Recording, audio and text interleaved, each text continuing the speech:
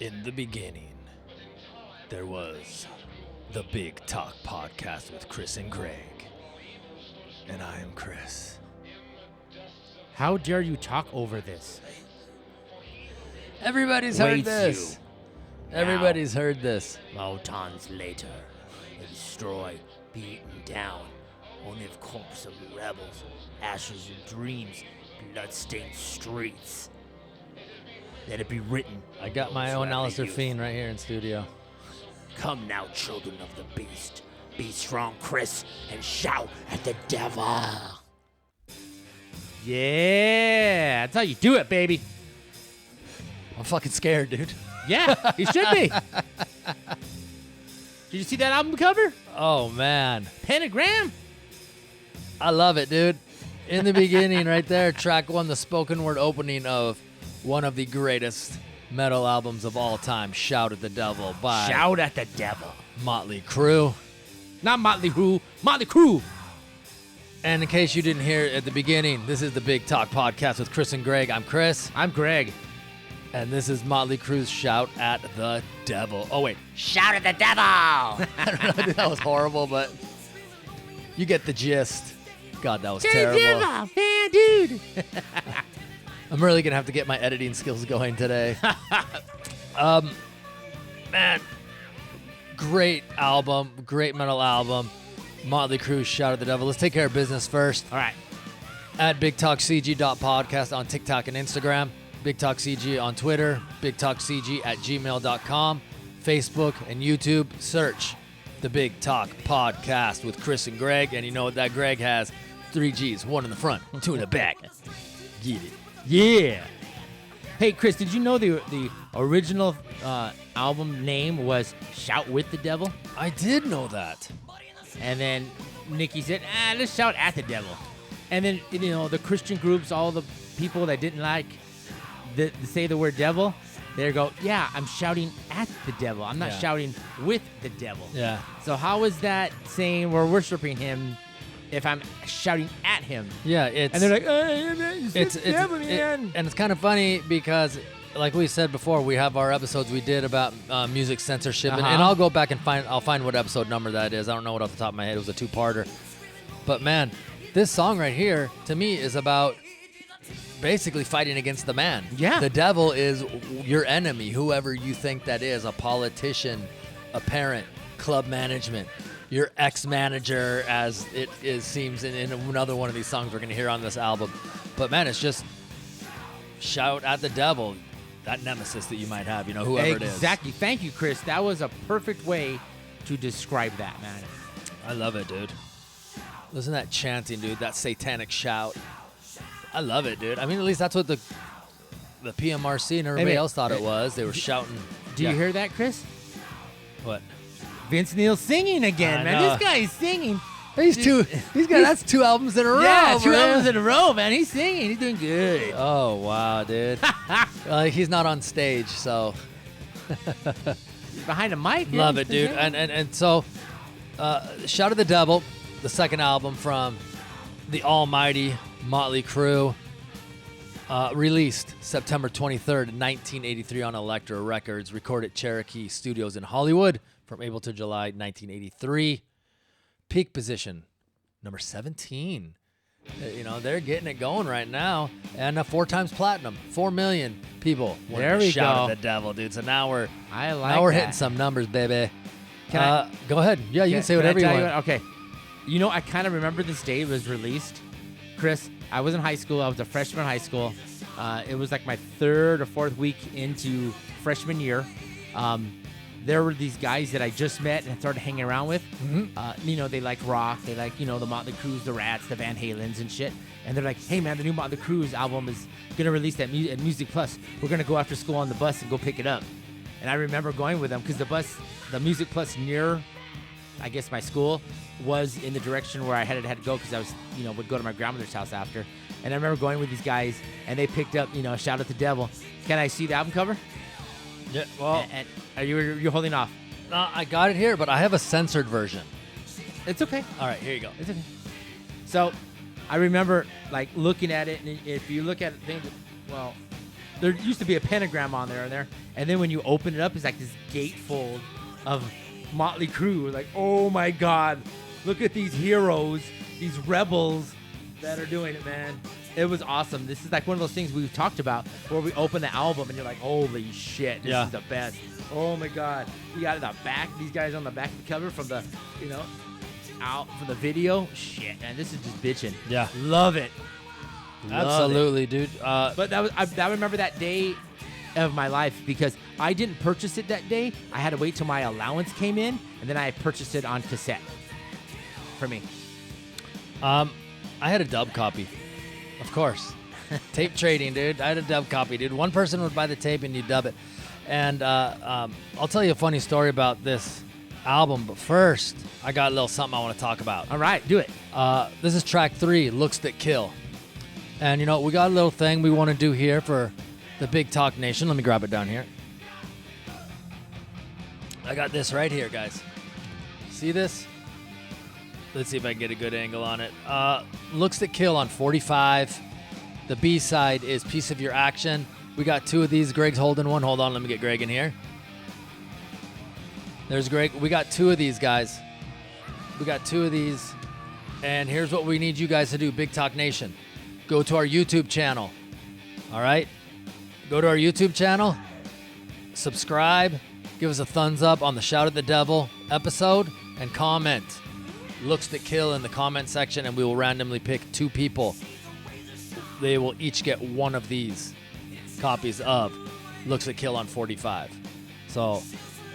Woo, the there we first go with giveaway that. from First Big giveaway, Talk dude. Podcast with Chris and Gregg.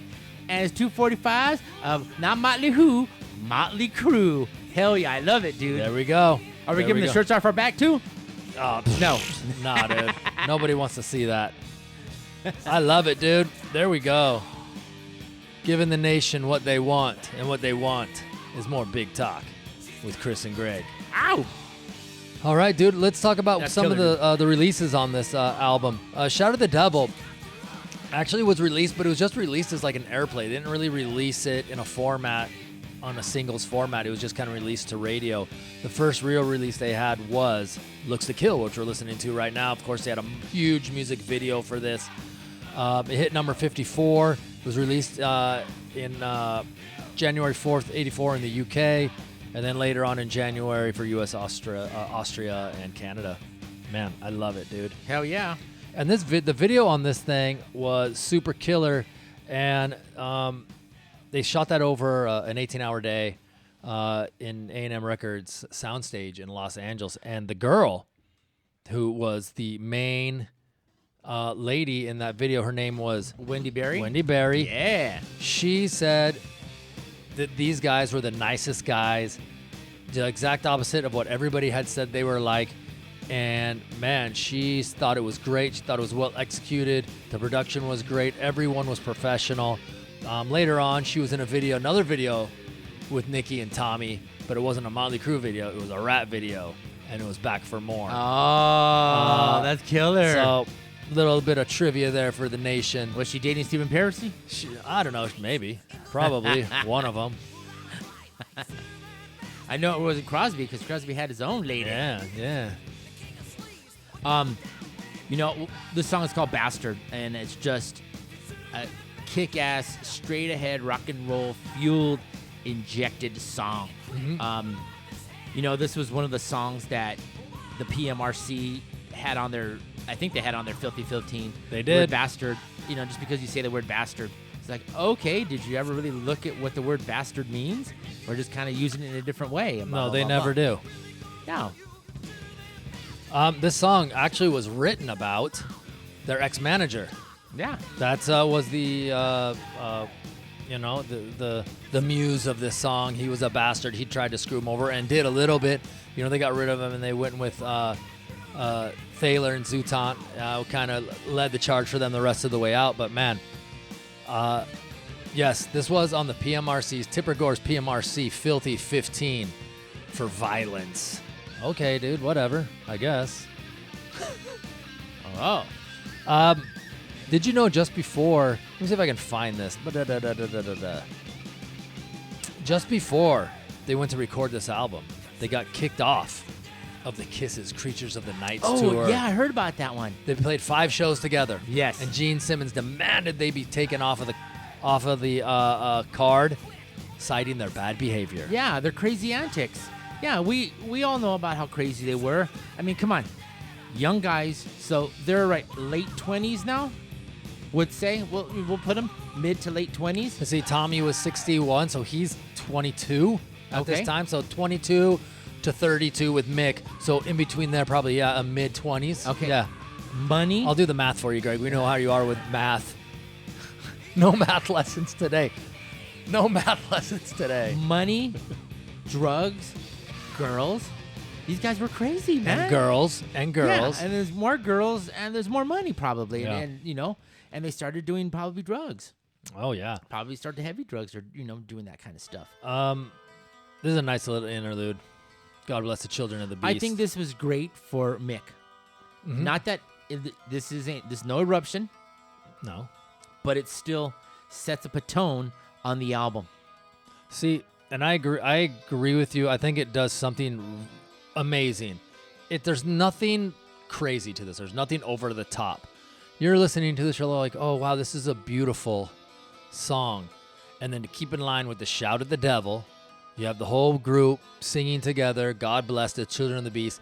Now people are pulling their hair out. Oh, my God, beautiful song. And they said, God bless the children of the beast. It's even more satanic than we thought. And it's just them pushing that envelope and just putting salt in the wound of the PMRC and just saying, Right? Throw that sticker on there, motherfucker. Right? Slap it on. 2 million. Auto. Right there. It's like autopilot, dude. 2 Yeah. mil. Got it. Love it, dude. Yeah, I love this little song, this little interlude here. Tom Worman was a producer. Of course, we've talked about Yes. him many times. Producer extraordinaire.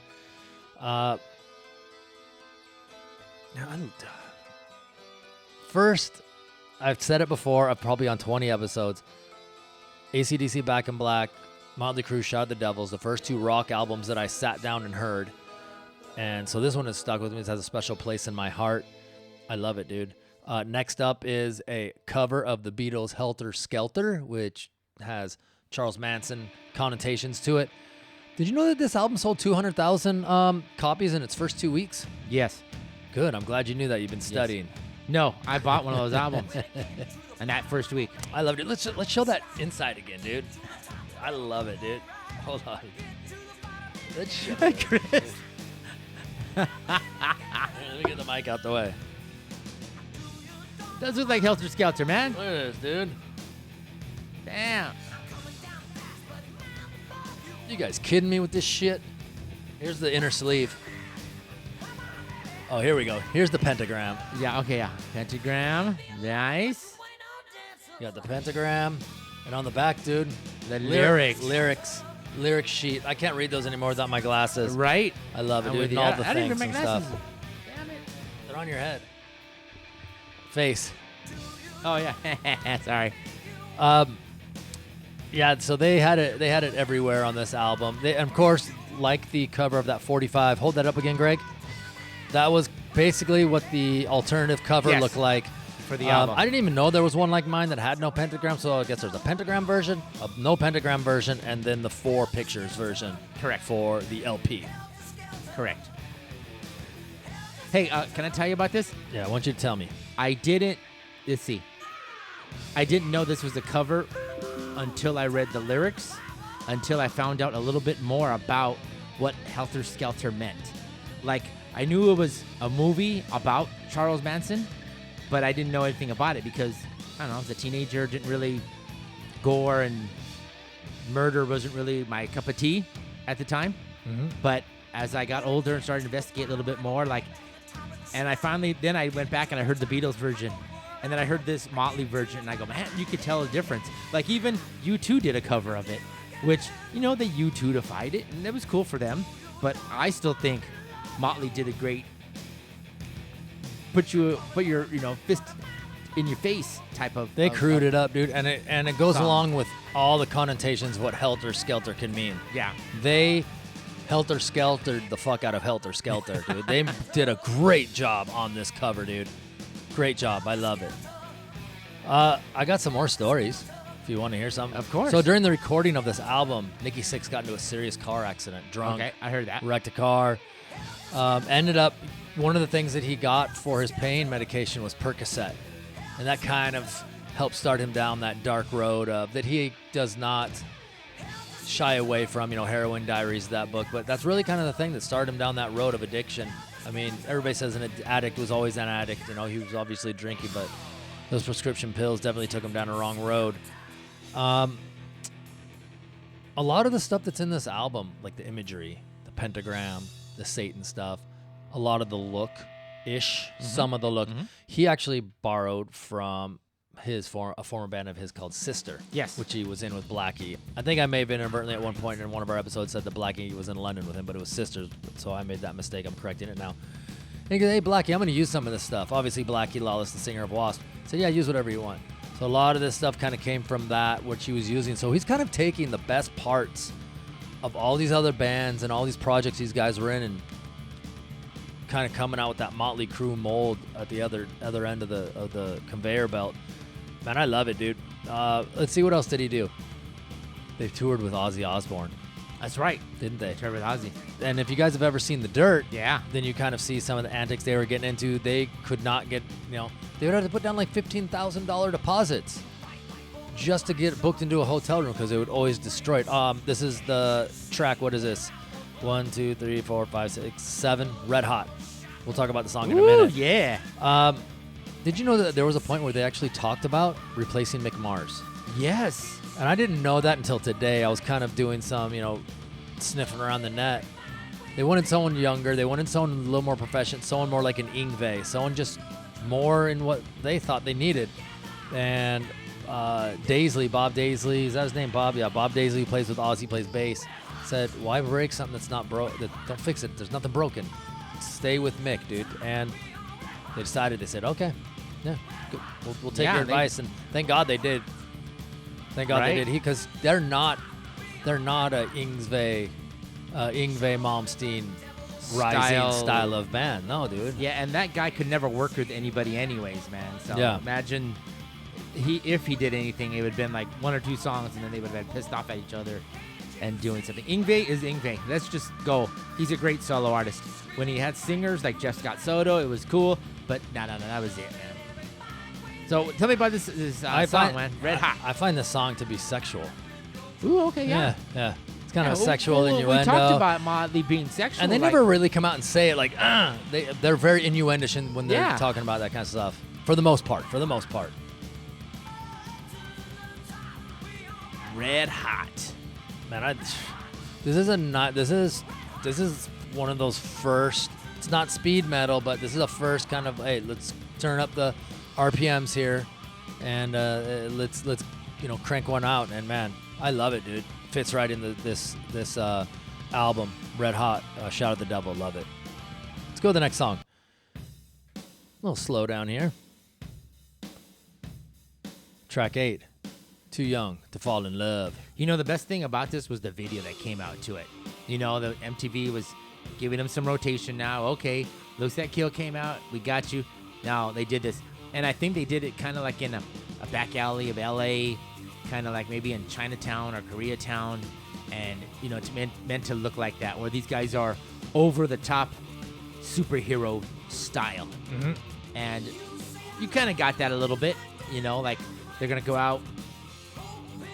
They see a girl. They're gonna save her because now she got mixed in with, a bad boss. And now they're going to come break her out and save her. Mm-hmm. And they don't. But they're still kind of fun, tongue-in-cheek type of stuff. They're playing a little bit. They're walking around. I think they do everybody does one stunt, Yeah, dude, it's so campy. The sound effects, all the fighting, some of those old kung fu movies situation, like that, man. It's great. I know that music video is very entertaining. And they're wearing the same getup they got from the Looks That Kill video. Yes. So, man, I love it. I dude. think one of the main things everybody took from that too was they did the makeup. Like some people in the concert would start to put the 2 lines on their cheek, or they do like the Nicki. Of course, this is the football thing, or baseball sports thing, and they put the lines under that. People would, oh my God, Motley Crue. Yeah. Whenever I see that, I think about Nikki Sixx. I see the what is the black underneath the eye, man. That's great. That's good stuff. Yeah, and I love this song, dude. They slowed it down just a little bit. It's the chorus is great. Too young to fall in love. We're too young to fall in love. We're going out to dominate the world. I don't have time for that shit. It's almost kind of what that it's kind of meaning. I don't know if that's what it means, but that's kind of what it's coming across to me is I'm too young to fall in love. I'm out having fun. I'm about to dominate the world. If you want to come, around for a little bit of fun, that's fine, but I ain't gonna fall in love. So, man, I love it. It's great stuff right here. Ready to go? Yeah, and just talking about this, Chris, real fast. Tommy's drumming, like we said, is the star of this album. Yeah. Not saying Nick didn't do his business. Vince singing, great. But to me, and I think you said it too, Tommy stepped up. Yeah, he did. So the drumming, the techniques. So, in his drumming style, he's a little more flipping on the drumsticks, a little more banging. No, Tommy was, to me, the star of this album. I could agree with you on that. Yeah, he definitely, from their first album, Too Fast for Love, to Shout at the Devil, he definitely stepped up his playing. He brought it to a whole nother level. Absolutely. All right, let's go. All right. Yeah. Knock 'em dead, kid. So, go ahead. Synchronized So's. Go ahead, dude. Talk. Did you know that on the album, I'm sure you'll probably see it, this is dedicated to the LAPD. I did not see that on there. All right. So, I guess Nikki had an altercation with a member of Hell's Angels, and Nikki he had a chain around his belt. He pulled it out, clocked one of the guys in Hell's Angels, but he didn't know that he was an undercover detective or undercover cop. Yeah. And later on, he got arrested for hitting an officer. Yeah. So and that's the inspiration. That's the inspiration for Knock 'em Dead, kid. Yeah. What were you gonna say earlier, man? That's I was gonna tell the same story. That's great, dude. Yeah. I don't have anything else to add to it. Yeah. Great song. Love it. I do got something else I can talk about. So, 1984, Monsters of Rock. Oh, okay, tour with Van Halen and AC/DC. This is European because this wasn't. Yeah, this is European. I think it was 3 dates total. Okay. Eddie Van Halen, Vince Neil bites him. Malcolm Young gets bit by Tommy Lee. Fist fight between Tommy Lee and David Lee Roth. They're like, oh, these guys we got to get them off. It's only a couple dates, but we don't want them. They got to get off. But this is, dude, Motley Crue is so popular at this point. It's like, how do you kick them off? You know what they did to solve the problem? At least this is the story. Yeah. How true this is. They had to come on. First thing when they got into town, they had to go to the backstage area, get in their trailer. As soon as they got done performing, they had to leave. Leave the grounds. You're gone. But here's the thing. When they got in that trailer, they got a huge crane, and however they did it, hoisted it up off the ground. So they couldn't leave. The trailer and cause mayhem and craziness. Dude, that's so insane. Did you also hear Doc McGee said he told each of the guys, I want a list of all the shit you want. So if you want some beers, you want some food, you want a certain type of food, blah blah blah. So everything is in that trailer before we hoist it up and shit like that. You want like 5 girls? You better bring them now. Yeah. Because nobody's leaving. Nobody's leaving. Knock 'em dead, kid. Let's go. You know, Chris, that story does not seem crazy enough. Far-fetched. Yeah, far-fetched with that. No. You know, same thing with this one. 10 Seconds to Love. Sex. We're just going to say it off the bat. This is about sex, dude. Did you hear that the guy said that they actually had girls in the studio and they're fooling around with them and you can hear them do some of the sounds? I never did. And I have headphones on, dude. And I've heard headphones, you know, a good 100,000 times. I still didn't hear that, the girls. I think they were just bullshitting the magazine maybe companies. Yeah. You know, I mean, we had that too in the sound of like, I think the most famous one is Rocket Queen of Guns N' Roses. Yeah. Where they talk about, you know, there was a girl there and that was Steven Adler's girlfriend and Axl banged her behind the desk or something. And they had mics under there. Yeah. This doesn't sound like they did that, man, because, you know, Motley's originator. Yep. They're the first ones that did that, if it's true. If it's true, which, who knows, right? Who knows? And, you know, us talking about Motley like this, this definitely is right up their alley. Talking about the boys, talking about the girls, talking about we're gonna have sex, we're gonna make it quick, make it fast, and as soon as I'm done, I'm out of town, baby. I always used to say, and I still say, and I'm gonna say, the trilogy of Too Young to Fall in Love, Knock 'Em Dead Kid, and 10 Seconds to Love, that three-song stretch is one of the best 3-song stretches of any album anywhere. Those 3 songs, I just boom, boom, boom, just 3 great songs right in a row. Only one of them was released as a single, man. The other ones are deeper cuts on the album. And, Hell yeah. And some people don't even know them, man. But 10 Seconds to Love, man. I love it, dude. What's that mean? It's almost like Too Fast for Love. Yeah, Right? yeah. Like, hey, this is the second part, Too Fast for Love. Yeah. Either 10 seconds or you're going to fall in love with me quick, or I don't know, dude. It can mean many things. My love is red hot. Yeah. Red hot. This album actually wasn't. It's kind of funny. Everybody talks about it now, it being one of the great metal albums of all time, and people debate, which one's the best by Motley Crue. It wasn't received as well as it's come to be kind of remembered as. Rolling Stone, Village Voice. They kind of were like, it's okay. Even by heavy metal standards, it's not a great album, so on and so forth. And but now, man, I mean. I think Rolling Stone now has ranked it 44th list of the greatest 100 metal albums of all time. I think it should be a little higher than that. But, man, I love it, dude. But that's music critics, bro. I know, dude. I mean, I know. Chris, give us top 50 albums, heavy metal albums. Ours is definitely going to be different than the 50 that they give. They're going to add Jethro Tull in there or something. And we would be like, yeah, Jethro Tull's not in here, dude. Yeah. The flute part? Yeah. Seconds to Love. I love the, obviously we get a little back and forth with the audience here to show. Tommy's drumming is elite right here, dude. I love it. I wonder how many songs were left over from Too Fast sessions to this album. I don't know. I don't think there was. I don't think they really said, but the sound of Too Fast and the sound of Shout definitely different. Like you said, a high-profile demo, and then you have this album. You're just like, man, it sounds great. It just rocks.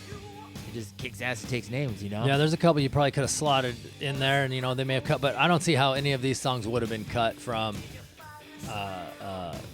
Too Fast for Love, or excuse me, what did I say? Too Fast for Love. So, man, you ready to go to the last song? No. Well, you have no choice. No. Last No. song, Danger. So really quick, let me run through this. Looks to Kill hit number 54. It was the second release from this All album. right, cool. Third release was Too Young to Fall in Love. It hit number 90. Helter Skelter was also released, but it didn't chart anywhere. It didn't do shit. And Shout at the Devil did hit number 30 on the mainstream rock airplay charts. There you go. We did mention earlier, just briefly, Alistair Fiend, and he is the character that they came up with. It was kind of their mascot. Correct. And he is credited with doing, in the beginning, the spoken word part. They say that's Alistair Fiend. But do you know who was Alistair Fiend's spoken voice on that? No. This guy's name is Jeff Workman. And Jeff Workman was the engineer on the album. Oh, okay. And he'd worked with a lot of other bands and done a lot of other things, but he was the voice on In the Beginning, the part that I was talking over and Gregg yelled at me, and then so well did his best Alistair Fiend impersonation. After he got done yelling at me. There you go. Hey, you know about this real fast about this song? I think this was a story. Nikki came up with a story of coming to Hollywood, finding it, making it, and the dangers of Hollywood, LA. Spot on. And that's what I think to me this story is, you're in danger when the boys are in town. This is Hollywood, almost a different style of Poison's Fallen Angel. Now we have Danger. You come to LA, you think you're going to make it big, you're going to find sex, drugs, or rock and roll. Or go back home and you're a different person from prostitution, drugs, and being drunk too much. I kind of almost see it as I see it the same, just a little bit different. I almost see it as like part one of like a saga that Wildside from the Girls album is like part two. It's like Danger, then you got Wildside. Wildside gets a little more graphic in their description of things, but it's kind of that same vibe to me, not musically, lyrically, the stories that they tell. Hey, Greg, I'm going to wrap it up right here from my end. This is the Big Talk Podcast with Chris and Greg at BigTalkCG.podcast on TikTok, on Instagram, at BigTalkCG on Twitter. Almost lost it there for a second. BigTalkCG at gmail.com. And we are on YouTube and Facebook, the Big Talk Podcast with Chris and Greg. One in the front, two in the back. Take them out, baby. Do you know why you almost lost it, dude? Why? Because this is Hollywood. That's right, buddy. Yeah. Don't forget, guys, we got our first giveaway. Get involved. We want to give this away to you. We really do. Go to the YouTube page. That's it, baby. Go to our channel, subscribe, like this video, and comment. Danger. What's the name of the song on it? Looks That Kill in the Looks comment That Kill. section. We'll randomly pick 2 people, 1 each, baby. Take them out, Greg. Danger. Anyways, guys, this is Greg from the Big Talk Podcast. Chris and Greg, we love you. We love Motley Crue. So we're going to see ya. Take care.